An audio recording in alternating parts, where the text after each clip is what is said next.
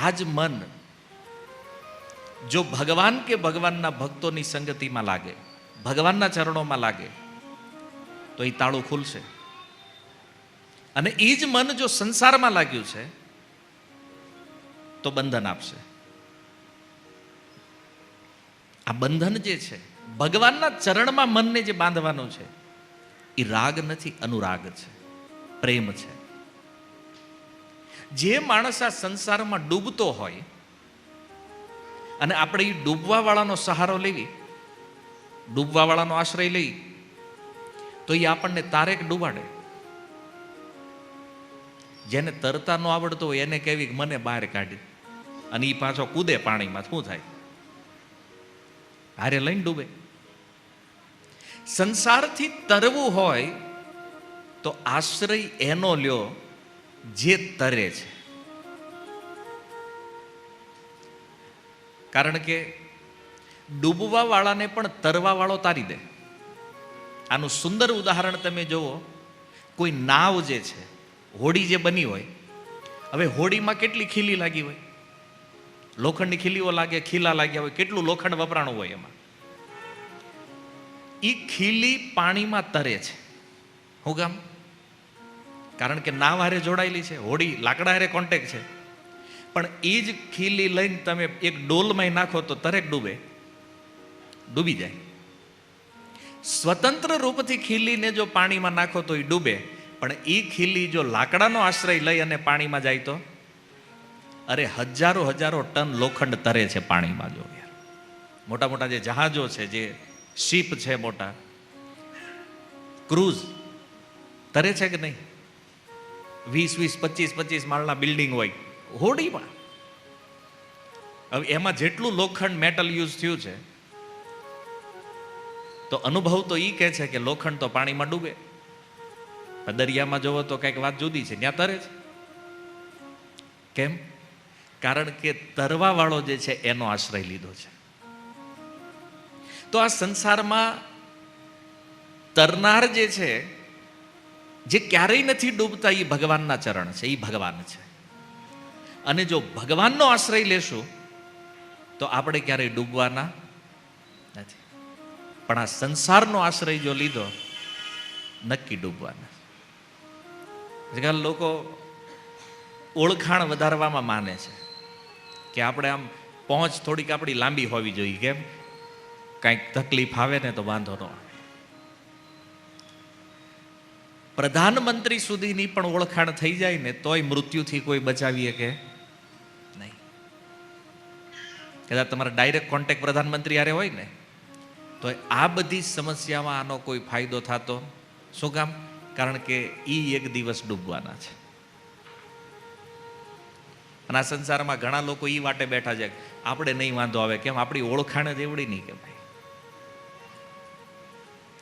ક્યાં કામ લાગે ઓળખાણી? કયો કોરોનામાં કામ લાગી કે નહીં? ભાઈ અમને 5000 માણસ ઓળખે છે, ડોક્ટર બધા ઓળખે છે, તો કોરોના આવવો ન જોઈએ. અમને 5000 ડોક્ટર ઓળખે છે, બચાવીએ કે કોઈ? આજ કોઈને કેન્સર જેવો રોગ થઈ ગયો હોય અને કોઈ વ્યક્તિ એમ કહે કે મારી ઓળખાણ બહુ મોટી છે, મટે ઓળખાણથી? નહીં. જન્મ મૃત્યુ જરા વ્યાધિની જે સમસ્યા છે, એમાં જો સંસારનો આશ્રય લીધો તો એ આપણને ડૂબાડશે. કારણ કે આપણે આશ્રય કોનો લેવી છે? જે ડૂબવાના છે એનો લેવો જોઈએ. એનો કે જે ક્યારેય નથી ડૂબતા, જે તરે છે, એ ભગવાન છે, ભગવાનના ચરણ છે.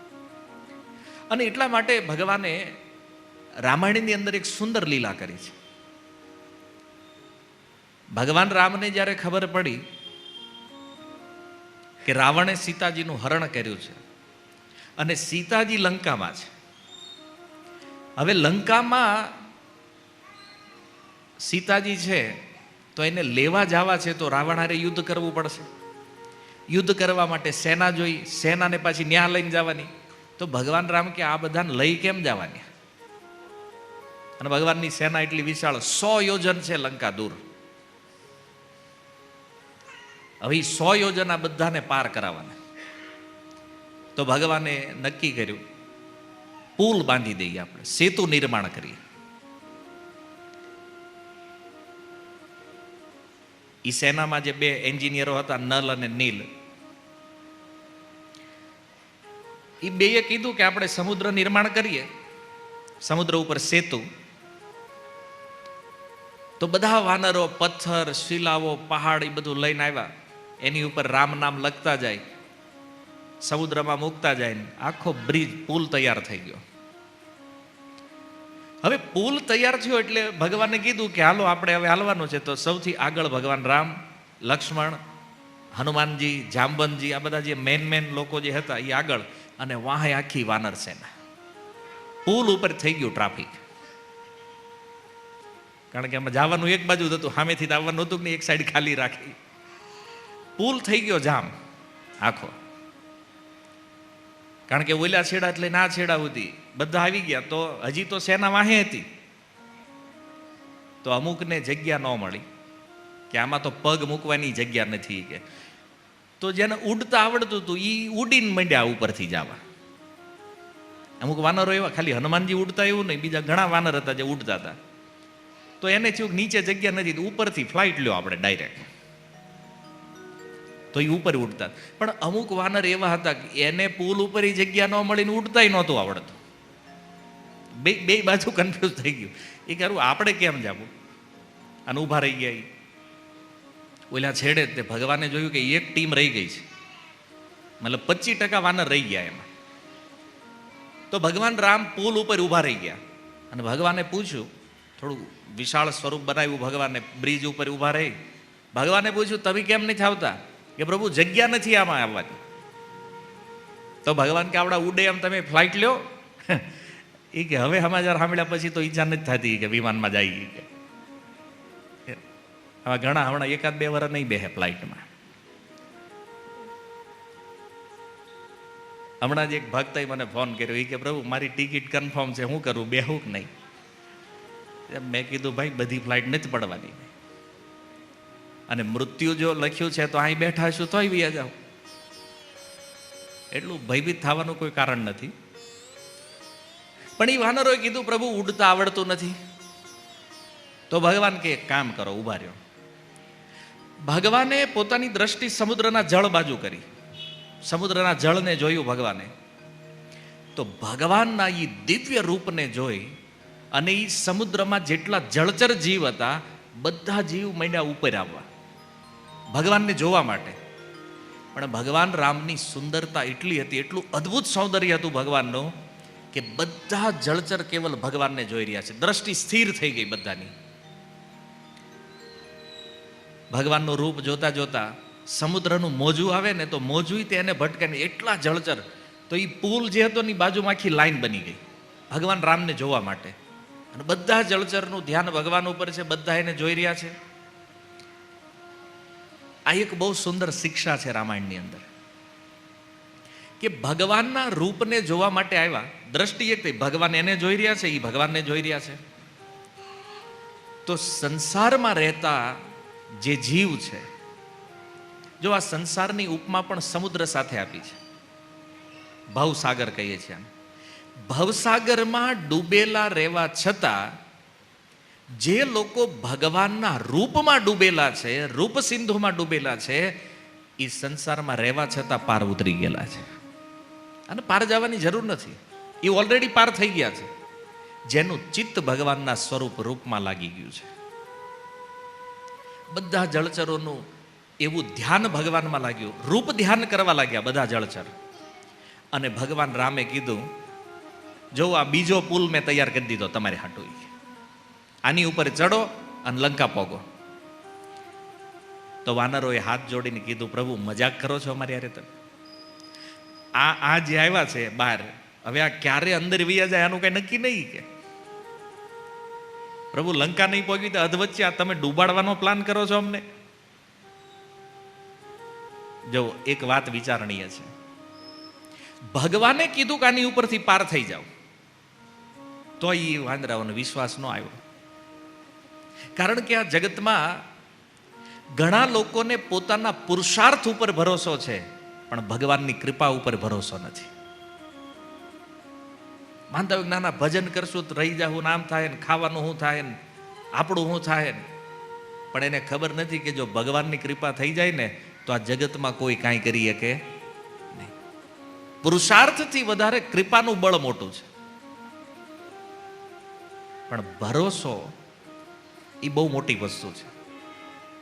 જો સંસારમાં લોકો ભજન કરી લે છે, ઘણા નામ જપ કરતા હોય, કથા સાંભળવા, બધું ભજન હાલે છે, પણ વિશ્વાસ ભગવાન ઉપર નથી.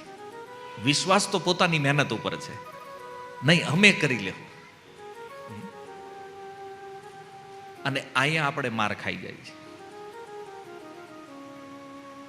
ભક્તને વિશ્વાસ ભગવાનની કૃપા ઉપર હોવો જોઈએ.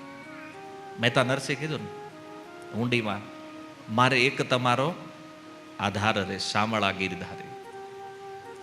મીરાને વિશ્વાસ છે ભગવાનની કૃપા ઉપર, એટલે કીધું આ વિષ છે, ચરણામૃત કહીને આપી દીધું તો પી લીધું. એ કેટલો વિશ્વાસ છે તમે વિચારો, કે આ વિષ જો હું પી જઈશ તો ભગવાન આનું અમૃત બનાવી દેશે. કર્યું. તો ભજનમાં સૌથી મોટી વસ્તુ જે છે એ વિશ્વાસ છે. વાંદરાઓને પુરુષાર્થ ઉપર ભરોસો છે પણ કૃપા ઉપર નથી. ભગવાને કીધું એક કામ કરો, જ્યાં સુધી આ મને જોવે છે ત્યાં સુધી તો આ ડૂબવાના નથી. પુલ આ મેં બનાવ્યો છે, તમને મારી ઉપર ભરોસો નથી. ત્યારે એ વાનરો કહે છે, પ્રભુ ભરોસાની વાત નથી, પણ તમે જો આનો પુલ બનાવીને જ અમને પાર કરવાના હોત તો અમને આટલી મહેનત હું કામ કરાવી, આ પુલ હું કામ બનાવ્યો? તો પહેલેથી જ તમે અહીં આવીને ઊભા રહી ગયા હોત તો આ બધા બહાર નીકળે ને અમે આની ઉપરથી તો વયા જાત નહીં. ક્યાંથી ઠેઠ આ પાણા ગોતીને લાવ્યા ખબર, અને આટલી મહેનત કરી છે. તો બેટર તો એ હતું કે આ પુલ રેડી જ હતો. જો તમને આટલો વિશ્વાસ છે કે આ નહીં ડૂબાડે તો પછી આ મહેનત હું કામ કરાવી? ત્યારે ભગવાન કહે છે કે તમે વિચાર કરો, તમે જે પુલ બનાવ્યો છે એ પુલ કઈ કામનો નથી એવું નથી. ભગવાન કે હું ક્યાં ઊભો છું? બોલે અમારા પુલ ઉપર. તો તમારા બનાવેલા પુલ ઉપર ઊભા રહીને મેં આ પુલ બનાવ્યો છે. હું ડાયરેક્ટ બનાવવા માંગે તો ન બને, મારે સમુદ્રમાં ઊભા રહેવાય કંઈક આધાર તો જોઈ ને. તો ભગવાન કહે છે તમે સાધનાનો પુલ બનાવ્યો છે, તમે મારું ભજન કર્યું છે, સાધના કરી છે, અને આ મારો જે પુલ છે ને એ કૃપાનો પુલ છે. આ મેં તમારી ઉપર કૃપા કરી છે, આની ઉપરથી પાર થઈ જાવ. આ તમને ડૂબાડશે નહીં, આ તારશે. કહેવાનો અર્થ, જગતમાં સાધન ભજન રૂપી પુરુષાર્થ આપણે કરીએ, પણ જે દિવસ ભગવાન કૃપા કરે ને તે દી આ સંસારથી સીધા ભગવાનના ધામ વૈકુંઠ પહોંચાડી દે. કોઈ સંદેહ નથી એમ. વાનરોને કીધું પાર થઈ જાઓ તમે. તો જે કર્મકાંડની ભીડમાં નથી જઈ શકતા, દેહાત્મ ભાવથી ઉપર ઉડવાનું જેનું સામર્થ્ય નથી, એના માટે ભગવાન કહે છે આ પ્રેમનો પુલ આ જગતમાં બનાવ્યો છે કે આ સંસારમાં કોઈ જીવ મારી ઉપર પ્રેમ કરે તો એ આસાનીથી આ સંસાર રૂપી સમુદ્રને પાર કરીએ. એક જ વસ્તુ કરવાની છે, જે પ્રેમ સંસારમાં છે એ પ્રેમ કોને કરવાનો છે? ભગવાનને. ભગવાન કે હું ગેરંટી આપું પાર ઉતારી દઈશ. પ્રેમનો પુલ ભગવાને બનાવ્યો છે આપણી જેવા સામાન્ય જીવોને પાર થવા માટે.